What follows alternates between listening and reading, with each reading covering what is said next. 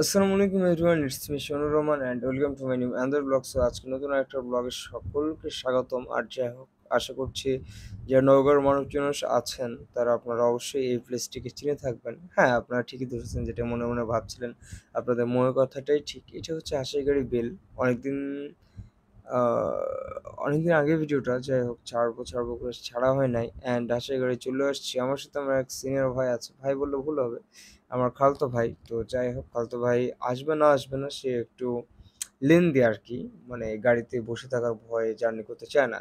তো ফাইনালি তাকে বলছিলাম নওগাঁ থেকে একটু করতে নিয়ে চলে আসছি। সে তো দেখে পুরাই অবাক যে এত কিলোমিটার রাস্তা তুমি আমাকে যদি আগে বলতো তাহলে আমি কখনোই আসতাম না। আসসালামু আলাইকুম everyone, it's me Shanur Rahman and welcome to my new another blog. তো দেখতে আজকে চলে আসছি নওগাঁর একটা ঐতিহ্যবাহী জায়গাটার নাম হচ্ছে হাসাইগাড়ি। তো হাসাইগাড়ি ব্রিজে মূলত আপনাদেরকে আজকে ঘুরে ঘুরে দেখাবো। এখন আমরা নৌকাতে উঠবো। আগার নৌকা কোন পাশে? সো চলুন নৌকাতে যাই, আগে নৌকাতে আপনাদেরকে পুরোটা ঘুরে দেখাই। তো আসেন নৌকা যাই। কোনটা বললেন? ও, সিঁড়ি তো আছে, এটা না ওটা। আর আজকে এই ভিডিওতে থাকছে আমার খালতো ভাই মিলন। সো যাই হোক, মিলন ভাইয়ের সাথে এই যে ঘোরার যে বিষয়টা, এইটা ছিল আমার আর তার শেষ মুহূর্তের একটা স্মৃতিচারণীয় ভিডিও। তো যাই হোক, আমার খালতো ভাইয়ের সময়টা এখন অনেকটা খারাপ যাচ্ছে।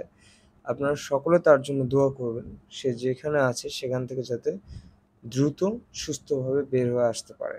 তো আশা করছি সকলে তার মঙ্গল কামনা করবেন এবং তার জন্য দোয়া করবেন। তো এইখানে আমি বলতেছিলাম যে সবাই দেখি যে নৌকার তো এইখানে আমি বলছিলাম যে সবাই দেখি নৌকার উপরে শুয়ে ভিডিও করে।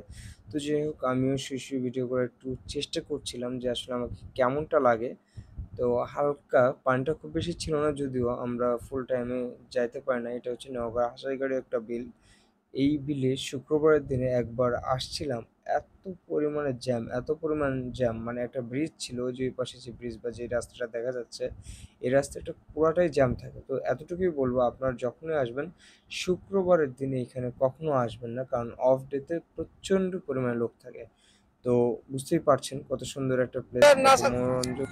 আমাদের গন্তব্য এখন ওই গাছের কাছে। আমরা এখন ওই গাছের কাছে যাবো। আসলে গাছটা ভিডিওতে দেখি গাছটা কেমন। আমরা রিজার্ভ নিচ্ছি, কিন্তু আমি আর ভাই আছে, সেটা কেউ নাই। একটা পরিবেশ, যাই হোক, আপনারা আপনাদের প্রিয় মানুষকে নিয়ে সুন্দরভাবে এসে কিছুটা টাইম স্পেন্ড করতে পারেন। ভালো একটা প্লেস। আর এই ব্লগে যতগুলো ফুটেজ আছে, এই ফুটেজটা আমার খুবই পছন্দ হয়েছে নিজের কাছে এবং খুবই ভালো লাগছে নৌকার উপরে। তো ওই তো গন্তব্য আমাদের গাছের কাছে চলে আসছে। তো গাছের কাছে অবশেষে চলে আসলাম। দেখা যাক যে গাছটা কেমন। গাছে একটু উঠতে চাচ্ছি, অনেকদিন ধরে গাছের কাছে উঠে পানির মধ্যে। দেখা যাক, সবাই গোসল করতেছে এখানে। ভাই, এটা কোনো কথা?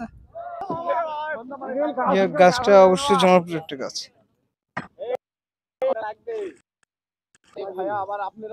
গাছের কাছে আসতেই মনটা খারাপ হয়ে গেল, কারণ কি গাছের পরিবেশটা ভালো ছিল না আসলে।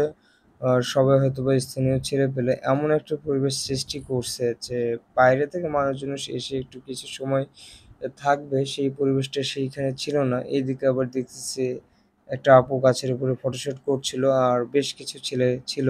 তো আমি যেহেতু ভিডিও করতেছিলাম, পাবলিক প্লেস ভিডিও করতেই পারি, তো অনেকের একটু প্রবলেম হচ্ছিল। তো কিছু সময়ের জন্য আমি বললাম, যদি আপনাদের ভালো না লাগে আপনারা ২-৪ মিনিটের জন্য সাইডে যেতে পারেন। তো ওরা চলে যাচ্ছিল, নৌকাটা তাদের খুলে দিচ্ছিল, আর আমি এইখানে আছি।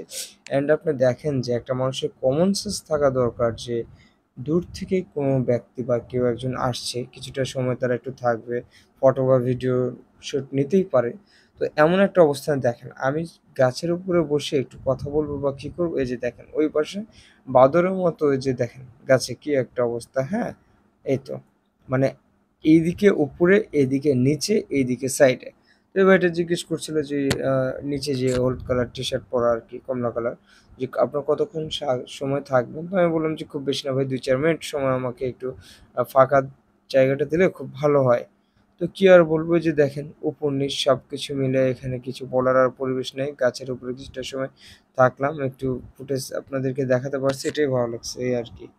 দেখেন আমি ভিডিও করছি আর ওইদিকে ফুটবল না হাই দিচ্ছে ক্যামেরা, এটা কোনো কথা? এইদিকে নৌকার মাঝি যিনি ছিলেন তিনি বারবার করে বলছিলেন যে বাবা, নৌকাটা এখানে একটু ভিড়াবো, সাইড করছি। তো তোমরা একটু দূরে যাও, নৌকার উপরে কেউ উঠো না। এই অবস্থাতেও তারা নৌকার উপরে উঠছিল। আসলে কি আর বলবো? পরিবেশটা ভালো ছিল না। আমরা খুব বেশি সময় আর থাকি নাই, চলে আসছি। কারণ ভদ্র ফ্যামিলির ছেলে খারাপ কোনো পরিবেশে খুব বেশিক্ষণ সময় থাকতে পারে না। আর আমার একটা ব্যাড হ্যাবিট আছে।